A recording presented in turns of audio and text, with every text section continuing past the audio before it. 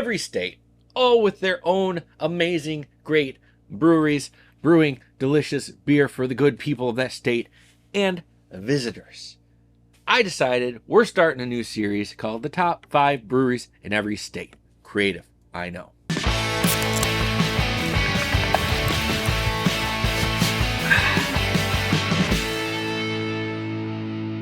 What is going on, everyone? Josh here, and today is the first of Top 5 Breweries in Every State, which started off as Hopped Up, talked about hopped up laws or messed up laws in every state. Well, now I want to talk about different breweries in every state, the top 5 breweries in every state.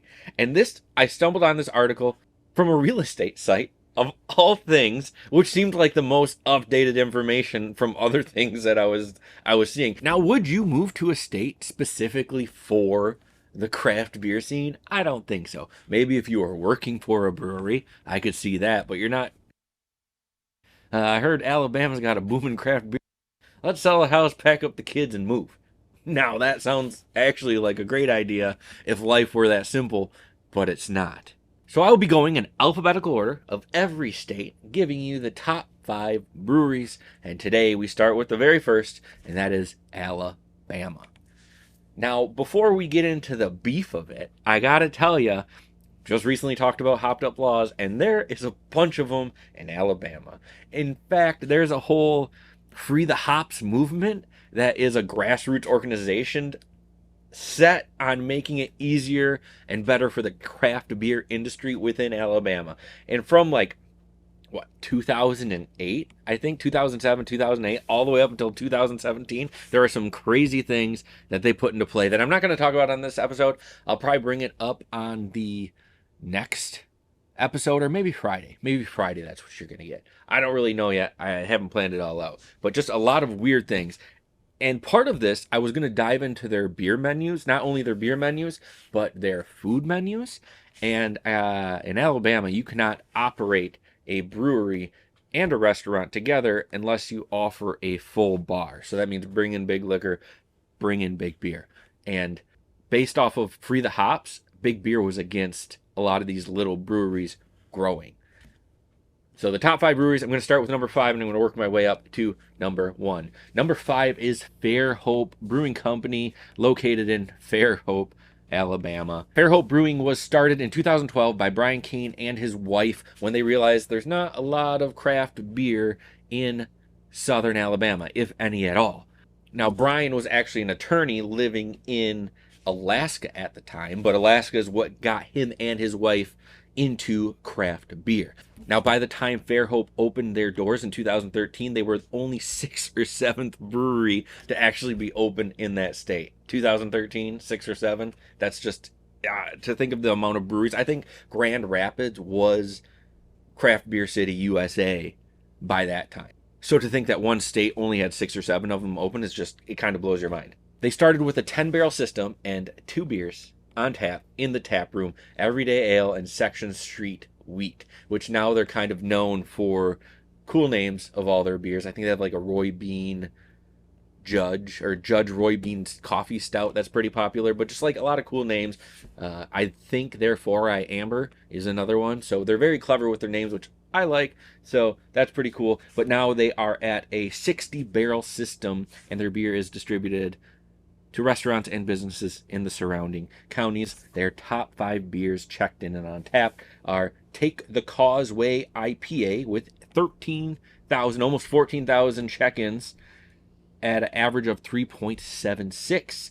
I drink their 4i Amber with 11,000 check-ins at 3.58. Fairhope 51 American Pale Ale with 8,000 check-ins. Judge Roy Bean Coffee Stout with 8,000 check-ins at 3.78. And then Cheap Sunglasses Blonde Ale, Golden Ale with almost 4,000 check-ins. This is recently, today, from Untappd. Now, I know I was giving some crap about moving to a location just for like the brewing culture and stuff like that. But I mean, these are good because you never know when you're going to travel, where you're going to go. You might be in a new state. And this might come in handy for breweries in that area or in that state that you can go to if you're looking for that. You travel for work, you travel for fun. It's all good. Number 4. Now, number 4, I believe I'm pronouncing this right, but it is Cahaba Brewing Company. For the rest of these, you're going to see that they are in Birmingham. Now, I'm not sure what's going on in the rest of the state of Alabama, if there's a lot of visitors to the rest of the state of Alabama, but I know Birmingham, Mobile, they're pretty big areas in that state. So let's see what Cahaba Brewing Company, again, hopefully I'm saying that right, is all about. Cahaba opened their doors on September 24th of 2012, which happens to be the birthday of owner, one of the founders and CEO, Eric Meyer. The brewery and tap room was originally located in an 8,000 square foot former furniture showroom. Cahaba started out using 4 fermenters and other equipment formerly used by Straight to Ale in Huntsville, which was another brewery that had closed down. In 2015, the company leased a 51,000 square foot space. The brewery reopened its present location in January of 2016. The 6,000 square foot tap room, which includes a covered outdoor patio, cornhole pitches, pinball machines, skee ball tables, board games, and other diversions. The expanded brewing line increased output capacity more than 8 times to around 3,000 barrels per year. The older equipment was reinstated to use for small batch specialty beers. That's crazy. It's a cool story. It's cool to see how all these breweries progress through the years. If you got good beer, if you got a good tap room, it's crazy how fast things can go. Founders is a big example. I don't talk about them a lot on the channel, but they're just another one. When you go down to Grand Rapids and you look at the brewery, you're like, holy crap. And it just started off as like a really small thing, like almost looked like a corner store. Not a corner store, but just like a really small general store kind of thing. Now, the check-ins are kind of small on these breweries, and you got to realize Alabama in 2013, there's only 6 of them. It's a growing area for craft beer. They still have a lot of laws that are hindering from selling as much beer as they want and distributing. So the check-ins are kind of small. I actually met a guy at the Corn Maze Beer Fest at 450 North, and he was telling me, you got to get down to Alabama and try some of the beers. It sounds weird that Alabama's going to have a booming kind of thing going on with their craft beer, but dude, try it. And he was from Alabama, a really nice guy. But the top 5 beers for Cahaba Brewing Company. Number 1 is the Blonde Golden Ale with 8,500 check-ins. Number 2 is going to be the Oka Uba IPA, American IPA with 5,966 check-ins. Number 3 is Oktoberfest Marzen with 2,700. Number 4 is going to be the Irish Stout with 2,100 ratings. And Cahaba Pale Ale is bringing up the rear with almost 1,500 check-ins. Moving on to the number 3 brewery of the state. And this one, just the explanation of the name really got me hooked on this brewery. But this brewery is called Untappd Brewing Company. Located, you guessed it, Birmingham, Alabama. Founded in 2012 by Harris and Sherry Stewart. Stewart, who moved to Birmingham from Asheville, North Carolina, was a home brewer himself when he proposed opening Untappd Brewing House and Hot Kitchen Chicken. So he wanted a brew house and a restaurant in the same location. And as we heard earlier, that doesn't necessarily work out. Now, he proposed it to whoever owned the property at the time. And it took, I think it was like in 2009 when he proposed it. And in 2012 is when it actually was like, yeah, let's do it. And that's when they found out that the cost of construction and the laws for owning a brewery and a restaurant at the same location is almost impossible. So they had to find a new location and stick just to the brewery. Now, the brewery's first 2 brewing tanks gave Untappd the capacity to brew 3,500 barrels per year, which really isn't a lot. Untappd Brewery features a 2,000 square foot tap room and patio, which officially opened in February of 2014. In 2017, Untappd contracted with a Abita Brewing Company out of Louisiana to brew and can some of their beer for them for distribution. And Untappd's capacity was increased from 30 barrel batches to 300. And now, what is a Untappd? This is pretty cool. I didn't realize that's what this was called. Now that I realize that, I've seen them on a lot of things. But a Untappd is a very small, unassuming piece of equipment on ships and aircrafts. It's a small rudder on the larger rudder. The Untappd takes almost no effort to move, but it creates huge impacts far beyond its size. It's literally what pulls the larger rudder. It's what guides the ship no matter how big it is. At the end of the day, the Untappd is actual source of how all direction and balance is achieved. So when you look on the actual rudder, like a plane. Take the tail of a plane, right? It has that big thing. Well, now there's like a little section of it that's also a rudder. It's just a smaller rudder that kind of moves the whole thing, and it just sets all the movement in motion. Very cool. They kind of give a metaphor to it on their website too, but I kind of took that out because, it is what it is. Now, Trim Tab's top 5 beers checked in to Untappd. Number 1 is going to be the Trim Tab IPA with 15,000 check-ins at 3.69 average rating. We have Paradise Now Raspberry Beer Liner Weiss with almost 15,000 check-ins at well, with an average of 3.8 rating.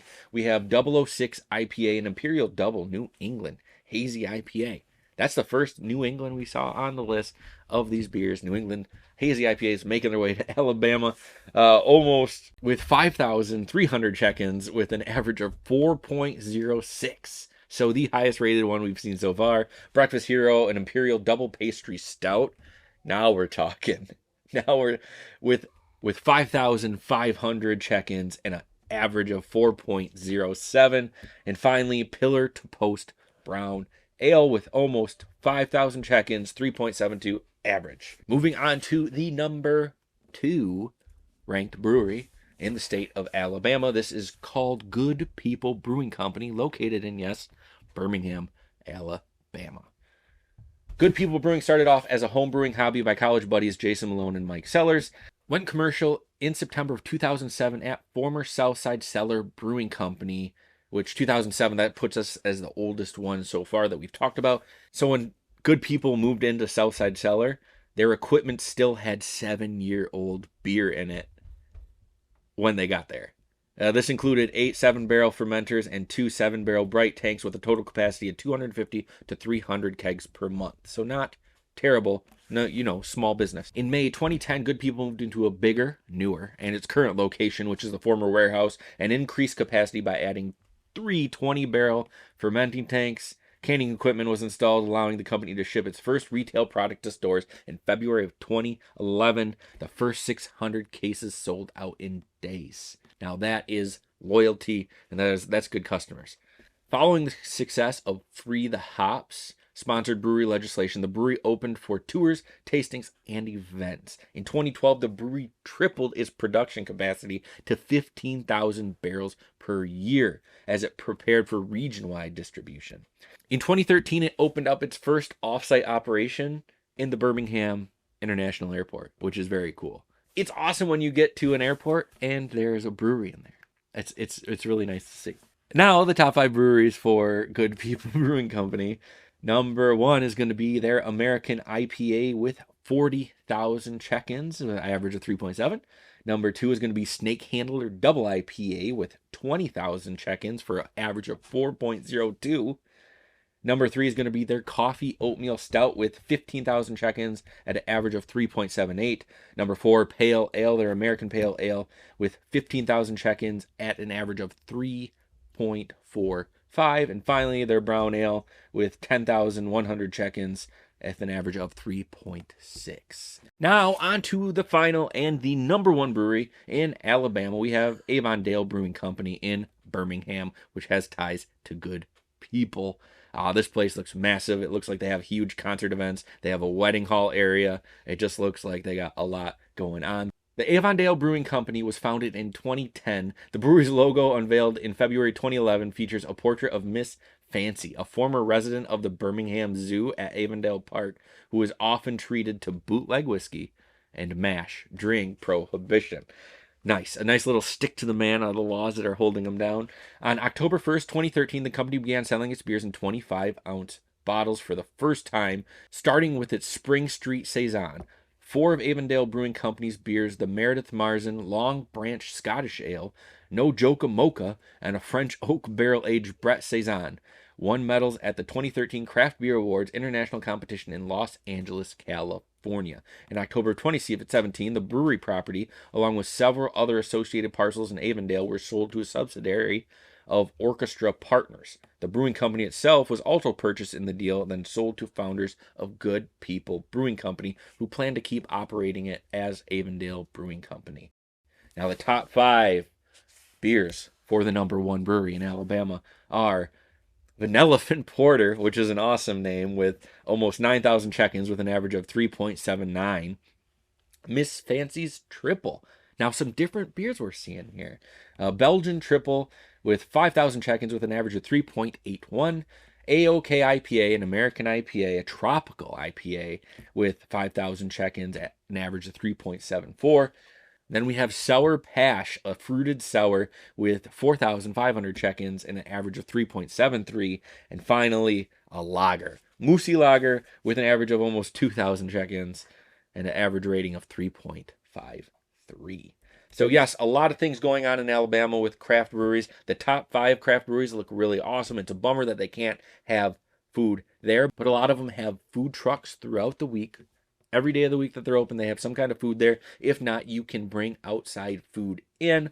A lot of them have entertainment, so it's a lot going on. If you're ever in the Alabama area and you get to one of these, let me know. Also, if there's any breweries in Alabama that you think deserve to be on this top 5 list that aren't, I want to know about them. Leave them down in the comments. Have you been to any of these breweries? What do you think about them? I want to know. Let's start that conversation down in the comments. But that's going to do it for this episode of Half-Assed Beer Review. Thank you all for stopping by and checking out the top 5 breweries in Alabama. It was fun learning about all this stuff, finding out about new breweries, new beers, the struggles they go through. If you're new to the channel and like what you saw, please subscribe to the channel. Give this video a thumbs up. Leave me a comment. Tell me what you think. Tell me what you think about these breweries or anything else like that.